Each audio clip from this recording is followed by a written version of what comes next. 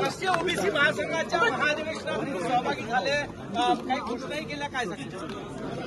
राष्ट्रीय ओबीसी महासंघाच्या अधिवेशनात हात खाली करा.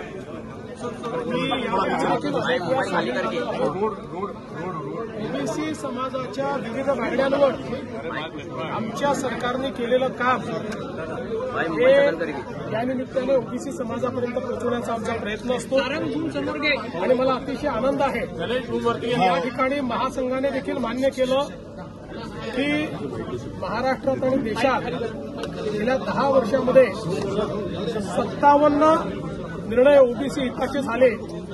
त्यापैकी 50 निर्णय हे आमच्या सरकारने महाराष्ट्रात घेतले आहेत आणि 7 निर्णय हे त्या ठिकाणी माननीय मोदी साहेबांनी घेतलेले आहेत.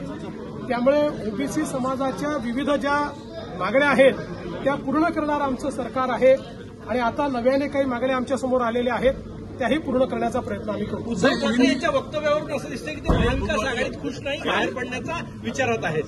त्यांचा निर्णय ते घेतील मला माहित नाही. मी त्यांचं वक्तव्य ऐकलं नाही त्यामुळे मला काही त्याच्यावर म्हणायचं. सर हिंदीमध्ये मुंबईतील कबूतर खाण्यासंदर्भात सरकारमध्ये मतभेद दिसून राहिले आहेत.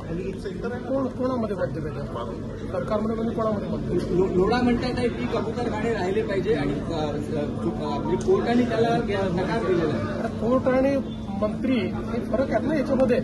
त्याच्यामध्ये सरकारमध्ये मतभेदाचा काय विषय? सर हिंदी भाऊ हिंदी भाऊ त्याच्यावर कारवाई केली जाईल. भाऊ हिंदीमध्ये